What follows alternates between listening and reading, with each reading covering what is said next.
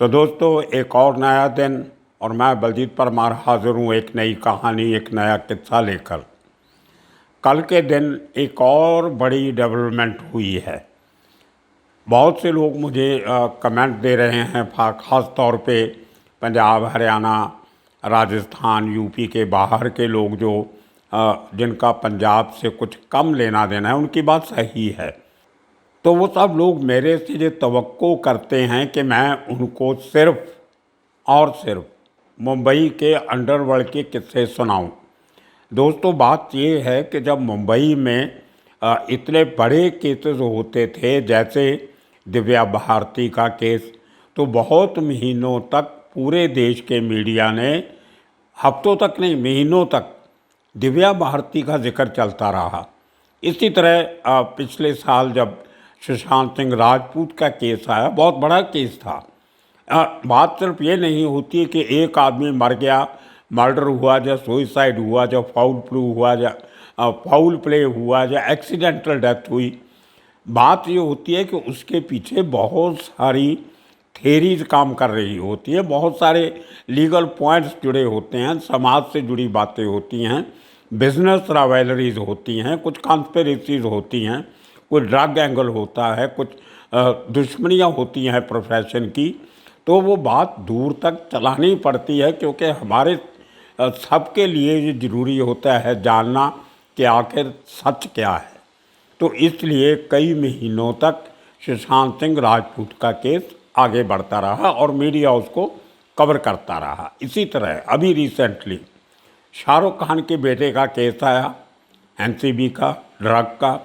आप सबको याद है कितने महीने तक पूरा देश का मीडिया उसी केस को लेके बैठा था। उसके पहले 10-12 साल पहले, 15 साल पहले शायद, सलमान खान के केस, 3 लोगों को गाड़ी के नीचे दे के मार दिया। कई हफ्तों तक उसकी कवरेज चलती रही। राजस्थान में ब्लैक मग को मारने का केस चलता रहा। आसाराम का केस देख लो, दिल्ली में निर्भया का केस देख लो, हिमाचल में गुड़िया का केस। तो कहने का मतलब ये है, जब एक बड़ा केस हिंदुस्तान में कहीं भी हो जाए तो वो कहीं ना कहीं हम सब के ऊपर उसका इम्पैक्ट होता है। हम सब के सब हम जानना चाहते हैं कि इसके पीछे सच्चाई क्या है। उसी तरह आज के दिन में मूसेवाला केस हिंदुस्तान के उन बड़े केसेस में से है। मूसेवाला की हैसियत किसी मुंबई के सेलिब्रिटी से कम नहीं है। जितनी उसकी फ़ैन फॉलोइंग थी, और इतनी यंग एज में इतनी बेरहमी से एक आदमी को मारना, उसमें गलती किसी की भी रही हो, बट क्राइम इज़ क्राइम, और उसके पीछे की सच्चाई जानना हम सब का कर्तव्य है। अब इतने दिनों से ये केस चल रहा था, आज कुछ चीज़ें निकलने की शुरुआत हो रही है। आहिस्ता आहिस्ता कुछ परतें खुल रही हैं, कुछ नए तथ्य सामने आते हैं। हमारा पर्पज़ ये होता है कि इतने सेंसिटिव और इम्पॉर्टेंट केसेस में जितनी भी जानकारियाँ सामने आती हैं, उनके पीछे सच्चाई कितनी है, कौन आदमी कितना सच बता रहा है और कौन कितना सच छुपा रहा है। ये बहुत सी टेक्निकल बातें होती हैं, कानून से जुड़ी बातें होती हैं, इसके पीछे कॉन्स्पिरेसीज होती हैं। तो ये सब बातों का जिक्र ज़रूरी होता है, इसलिए कुछ दिन बर्दाश्त कीजिए। Let this case reach its logical and. उसके बाद फिर मैं आप सबको वापस मुंबई और देश के अंडरवर्ल्ड की तरफ ले चलेंगे। और ये केस भी आपको मालूम है कि नॉर्थ इंडिया के अंडरवर्ल्ड से जुड़ा हुआ है। लॉरेंस बिश्नोई का गैंग आज के दिन में नॉर्थ इंडिया का सबसे बड़ा नहीं तो सबसे खतरनाक गैंग तो है, और इसके तार बहुत दूर तक पहुँचे हुए हैं। मैंने आपसे वादा किया था 2 दिन पहले कि एक बड़ा खुलासा थोड़े दिनों में करने जाएंगे। बहुत सी नई इन्फॉर्मेशन विदेशों से आ रही है, हिंदुस्तान के बाहर से। मैं उसकी तहकीकात में लगा हुआ हूँ। ऐसी चीज़ों में सच निकालने में, खंगालने में समय लगता है। कच्ची बातें करने का कोई मकसद नहीं होता, कोई माना नहीं होता। तो एक इस पूरे केस में जो सबसे पहले दिन से कहा जा रहा था कि मूसेवाला का कत्ल मिंडू खेड़ा के मर्डर का जवाब था। लॉरेंस बिश्नोई गैंग के प्रवक्ता, या उनके आज के हिसाब से आप कह सकते हो नंबर 2 गैंगस्टर जो उस गैंग को चला रहा है, बाहर बैठ के, जेल के बाहर बैठ के भी और देश के बाहर बैठ के भी, क्योंकि लॉरेंस बिश्नोई तो जेल में है, उसके पास हमेशा अलीबाई रहेगी कि मैं तो जेल में था, मुझे नहीं मालूम क्या हो रहा है। तो उस चक्कर में जो सबसे बड़ा एक गवाह जिसको माना जा रहा था, आज भी माना जा रहा है, वो है शगनप्रीत सिंह, जिसको कहा गया शुरुआती दिनों में कि वो सिद्धू मूसेवाला का मैनेजर था। मैंने अपनी सबसे पहली वीडियो जो बनाई थी मूसेवाला पे, उसमें साफ तौर पे कहा था कि वो मूसेवाला का मैनेजर नहीं है, उसका करीबी दोस्त है लेकिन मैनेजर नहीं है, और दोस्त भी नया नया है। वो 1.5-2 साल से उनकी दोस्ती है, उसके पहले के किस्से कारनामे उसको नहीं मालूम होंगे। और जो अभी भी जो मालूम है, वो 24 घंटे तो मूसेवाला के साथ रहता नहीं था। कभी मूसेवाला उसको मिलने उसके घर चला गया तो 1-2 दिन साथ में रहे, या वो कभी आके मूसेवाला गाँव में 2-4 दिन रहा तो वो होगा, कुछ 24 घंटे के साथी नहीं थे। तो इसलिए हो सकता है उसको बहुत सारी बातों का इल्म ना हो, लेकिन क्योंकि दोस्त थे, फ़ोन पे टच रखते थे, जब बैठते थे तो बातें करते थे। और वो सब बातें कल एक टीवी की इंटरव्यू में शगनप्रीत ने काफ़ी हद तक बता दी हैं, लेकिन अभी भी पूरी बात उसने नहीं बताई है। शायद वो कानून के सहारे से वो बातें करनी चाहता है, जितनी बातें कानून को ना तोड़ते हुए वो बता सकता था, उसने उस एक प्राइवेट टीवी चैनल में इंटरव्यू में कही हैं। लेकिन उसके पीछे जो मैं कहता हूँ हमेशा, दीवार के पीछे जो है, दीवार सबको नज़र आती है लेकिन उसके पीछे क्या है, इस बात की ज़रूरत होती है दीवार के पीछे जाने की। पर्दे के पीछे की सच्चाई जानने के लिए आपको बहुत बड़ा चक्कर काटना पड़ता है। तो बात करते हैं शगनप्रीत के ऊपर इल्ज़ाम क्या था। आपको मालूम है कि उसने विक्की मिंडू खेड़ा को मरवाने की रैकी की, किलर्स को अम्बाला से रिसीव किया, मोहाली में सनी एनक्लेव में एक फ्लैट में उनको ठहराया, उनको खाना खिलाया, उनको दूसरे दिन विक्की मिंडू खेड़े का घर दिखाया, एक गाड़ी की नंबर प्लेट चेंज की। इस किस्म की बहुत सारी बातें, ये मैं नहीं, ये दिल्ली पुलिस के स्पेशल सेल के स्पेशल कमिश्नर HGS धालीवाल ने एक बार नहीं कई बार डिफरेंट टेलीविज़न चैनल पे बताई थी। उनका कहना था कि उनके पास इन बातों के सबूत हैं कि शगनप्रीत का मिंडू खेड़ा के कातलों के साथ क्या उसकी जो कार्रवाई थी, एक्टिविटी थी, उसके सबूत पुलिस के पास हैं। लेकिन उन्होंने इस साथ साथ जो सबसे इम्पॉर्टेंट बात कही, जिसका बहुत सारे लोगों ने नोटिस नहीं लिया, आखिर में पूरी बात बताने के बाद धालीवाल साहब एक बात हमेशा कहते थे जो सबसे इम्पॉर्टेंट है। उनका कहना था कि इस पूरी कार्रवाई में, पूरी एक्टिविटी में शगनप्रीत को ये मालूम था या नहीं कि जिन लोगों के साथ वो घूम रहा है, उठ बैठ रहा है, क्या वो लोग मिंडू खेड़ा को मारने आए हैं या नहीं, या किसी और को। बड़े तरीके से उन्होंने एक लूप होल रख लिया जिसको कल दोनों तरफ घुमाया जा सकता है।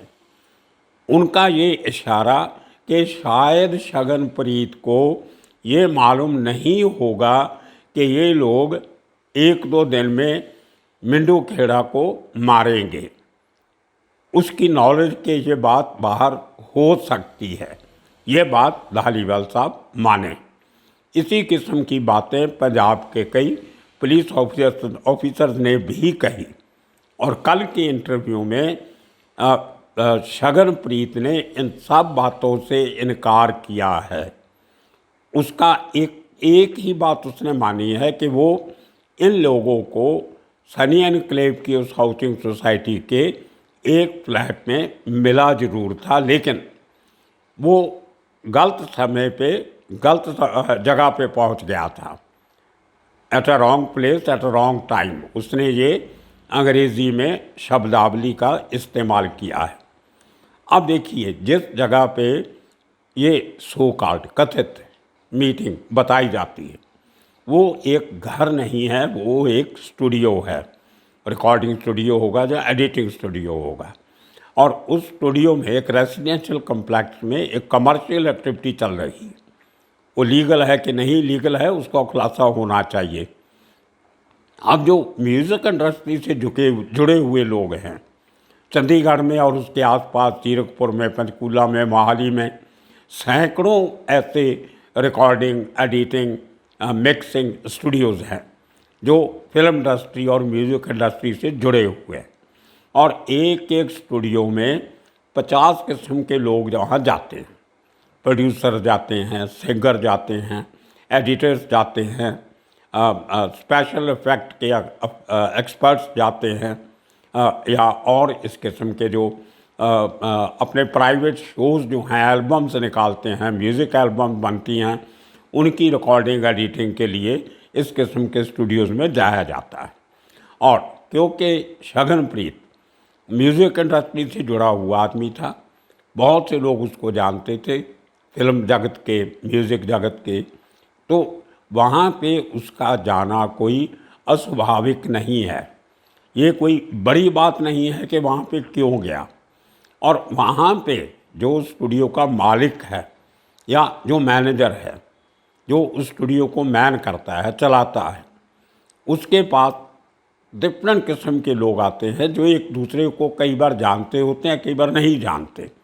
और पंजाब का कल्चर ऐसा है, मैं आपको एक बार और बता दूं, हमारे यहाँ तो दोस्त के दोस्त को भी दोस्त समझ लिया जाता है। आप किसी के घर में गए और आपके जाने के पहले 4 लोग और बैठे हैं, तो आपको इंट्रोड्यूस करवा दिया जाता है कि ये हमारे दोस्त हैं, बाहर से आए हैं। तो जो सबसे आकर में बंदा है तो सबको गले ऐसे मिलता है जैसे भी उनको सालों से जानता है। ये एक कल्चर होता है हर राज्य का, हर एक किस्म की कौम का या लोगों के ग्रुप का। तो पंजाब का कल्चर ये है कि अगर किसी ने आपको मिला दिया और दोस्त कह दिया तो आपका भी दोस्त हो जाता है। ये पूरे नॉर्थ इंडिया का कल्चर है एक हिसाब से। लेकिन मुंबई में ऐसा नहीं होता। वहाँ पे लोग पहले एक बार देखते हैं, परखते हैं, मिलते गिलते हैं, तो कभी जाके नोटिस लेते हैं। एक कमरे में 10 लोग बैठे हों तो अगर आपने जिसको मिलना उसी को मिलोगे, बाकी लोगों की तरफ देखते भी नहीं लोग। वहाँ पे प्योरली प्रोफेशनल एटीट्यूड है। पंजाब में ऐसा नहीं है, यहाँ पे इमोशनल एटीट्यूड है, थोड़ा सा दिखावा भी है, थोड़ी सी बढ़ाई करने की भी आदत है लोगों को। आदमियों को जानते नहीं, फिर बोलेंगे आप तो यार बहुत बढ़िया आदमी हो, आपके लिए तो कभी बताना हमारे लाइक को सेवा हो। तो अब आप मिले हैं तो आगे से हमारी यारी पक्की, आपके लिए जान भी दे देंगे। इस किस्म की बातें पहली मीटिंग में हो जाती हैं। तो ऐसे हालात में, ऐसे कल्चर में, ऐसी नेचर में अगर शगनप्रीत ने उन लोगों से बातचीत की, वो खाना वाना खाया, उन्होंने कहीं कहा कि हम इस जगह घूमने जाना चाहते हैं, साथ में चला गया। ये मैं कोई शगनप्रीत की सफाई नहीं दे रहा, मैं उसको जानता नहीं, वो कौन है, आज तक कभी मिला नहीं, मैंने उसकी शक्ल नहीं देखी, कभी मैं उसकी तस्वीर भी देखूं तो शायद पहचान नहीं सकूंगा। मैं तो एज एन इन्वेस्टिगेटर बात कर रहा हूँ, और ये सब बातें पुलिस को मालूम हैं।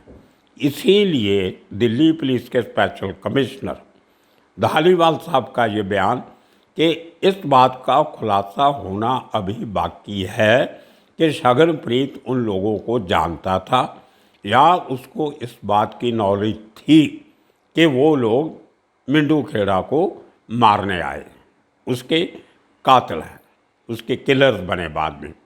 अब ये बात तो जब वो शख्स ऑस्ट्रेलिया से वापस आएगा, उसकी इंटेरोगेशन होगी, उसके बयानात होंगे, और जो भी उससे निकल के आएगा वो बहुत अहम होगा। लेकिन कल जो उसने इंटरव्यू में कहा है कि मैं उन लोगों को अम्बाला से लेके नहीं आया, मैं उनको मिला ज़रूर था, लेकिन मुझे कुछ नहीं पता कि उन लोगों के इरादे क्या थे। वही बात जो धालीवाल साहब ने कही थी, वही बात ये आदमी कह रहा है कि उनके इरादे क्या थे मुझे नहीं पता, और मेरी मिंटू खेड़ा से कोई दुश्मनी नहीं थी, ये छगनप्रीत का कहना है। और सबसे बड़ा खुलासा जो कल की इस इंटरव्यू में हुआ है, जो कल को उसके खिलाफ या उसके हक में इस्तेमाल किया जा सकता है, उसका कहना था कि उसकी इस मीटिंग का या उन लोगों से मिलने गिलने का या तालमेल की किसी किस्म की कोई नॉलेज सिद्धू मूसेवाला को नहीं थी। सिद्धू मूसेवाला को बिल्कुल पता नहीं था कि मैं वहाँ पे हूँ और मैं उनके साथ मिला हूँ। और उसने ये भी ये खुलासा किया बहुत बड़ा कि जब ये खबरें उड़ रही थी मिंटू खेड़ा के मर्डर के बाद कि सिद्धू मूसेवाला के कथित मैनेजर, जो कभी मैनेजर था नहीं, छगनप्रीत का इस मर्डर में हाथ है, इसलिए कहीं ना कहीं सिद्धू मूसेवाला भी जिम्मेदार है। तो छगनप्रीत का कहना था कि वो लोग जब दुबई में शो कर रहे थे इसकी डेथ के तकरीबन 1 महीना पहले, कुछ हफ्ते पहले, तो दुबई में इन लोगों ने डिस्कस किया कि ऐसी बातों का खंडन करना चाहिए।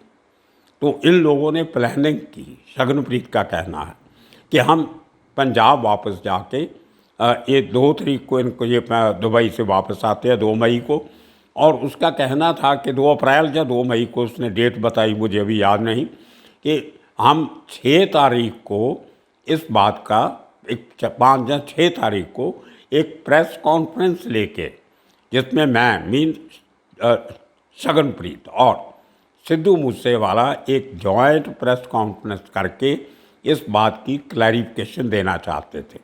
लेकिन उस प्रेस कॉन्फ्रेंस होने के पहले ही ये प्रेशर बना कि छगनप्रीत को पुलिस कभी भी अरेस्ट कर सकती है या इस किस्म का उसके ऊपर कोई अटैक हो सकता है। ये लेकिन इस बात का खुलासा छगनप्रीत ने नहीं किया कि उसको वो इस डर से भागा कि कहीं पकड़ा नहीं जाए, या उसका ऑस्ट्रेलिया जाना प्री प्लान था। लेकिन उसने ये कहा कि मैं ऑस्ट्रेलिया में मेरा घर है, मेरे माँ बाप वहाँ रहते हैं, वह कोई वहाँ पे शरण लेने नहीं गया था, मैं वहाँ पे अपने माँ बाप को मिलने जाना था और मेरा पहले से प्रोग्राम था, और मैं अगर भागना ही मुझे होता कानून से, ख़ास तौर के कानून से, तो मैं दुबई से सीधा ऑस्ट्रेलिया चला जाता, मैं पंजाब क्यों आता। मैं 4-5 दिन पंजाब में रुका हूँ, मुझे किसी ने कोई बयान नहीं लिया, किसी ने बुलाया नहीं, पूछा नहीं। और जब मैं चला जाता हूँ, जो मैंने सोचा कि अभी जाना चाहिए, तो उसके बाद पुलिस मुझे जाने के बाद नामजद करती है कि मेरा मिंटू खेड़ा को मरवाने में कोई रोल है। ये देखिए, पिछले साल मिंटू खेड़ा का मर्डर होता है और इस साल के अप्रैल में आके पंजाब पुलिस उसको नामजद करती। अब ये 6-7 महीने पुलिस क्या कर रही थी, बड़ी हैरानी की बात है। और ये सब बातें उनको याद आई उस समय जब वो शख्स ऑलरेडी ऑस्ट्रेलिया पहुंच गया था। अब छगनप्रीत का ये कहना कि अगर उसने कोई गलती की होती और वो ऑस्ट्रेलिया में बड़ी आसानी से इस बात का हवाला दे के, रेफरेंस दे के कि देखिए पंजाब का, हिंदुस्तान का अंडरवर्ल्ड और वहाँ की पुलिस मुझे तंग कर रही है, झूठे केसों में फंसाने की कोशिश कर रही है, मेरी जान को खतरा है, मुझे पॉलिटिकल असाइलम दिया जाए, तो ये छगनप्रीत का कहना है उसको बड़ी आसानी से ऑस्ट्रेलिया में रहने की इजाज़त मिल जाती। लेकिन उसने ऐसा कुछ नहीं किया। उसके उलट, उसके विपरीत उसने पंजाब हरियाणा हाई कोर्ट में एप्लीकेशन की कि मैं हिंदुस्तान वापस आना चाहता हूँ, लेकिन मेरी जान को खतरा है गैंगस्टर से, मैं हाई कोर्ट से दरख्वास्त करता हूँ कि मुझे सिक्योरिटी दी जाए, और उसके साथ ही पंजाब पुलिस के साथ मैं कोऑपरेट करता हूँ, मुझे इंटरम बेल दी जाए। तो लेकिन उसकी वो अपील मानी नहीं गई, उसकी बेल की एप्लीकेशन खारिज हो गई, सिक्योरिटी की एप्लीकेशन खारिज हो गई। अब देखिए, बड़ी अजीब सिचुएशन होती है एक आदमी के लिए। एक आदमी जो जेल में बैठ के ये कहता है कि मुझे पंजाब पुलिस से खतरा है, उसको तो आप 20-40 लोगों की सुरक्षा दे देते हो। एक दूसरा आदमी जिसके खिलाफ अभी तक आरोप तय नहीं हुए, ही इज़ जस्ट सस्पेक्ट, और वो आदमी अगर अपनी जान की रक्षा मांगता है तो बात मानी नहीं जाती। वो आदमी कोऑपरेट करने को तैयार है, बल्कि पुलिस को तो कहना चाहिए था, कोर्ट को और पुलिस को, कि यू आर वेलकम, आइए, आप हिंदुस्तानी हो, सुरक्षा हर नागरिक का हक बनता है, हम आपको देंगे, आप आइए और इन्वेस्टिगेशन में शामिल होइए। तो छगनप्रीत आ जाता, सारा किस्सा सामने आ जाता। पता नहीं हमारी एजेंसीज ऐसे केसेस को और क्यों उलझा देते हैं, वो क्यों नहीं चाहते कि इस केस का असली कारण पता चले।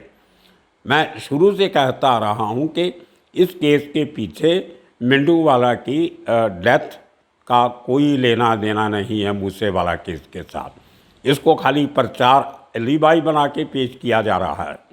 छगनप्रीत ने ये बात बार बार उस इंटरव्यू में कही है कि सिद्धू मूसेवाला को लॉरेंस बिश्नोई गैंग से मिंडू खेड़ा की डेथ के पहले से धमकियां मिल रही थी, ये बात उसने कही है।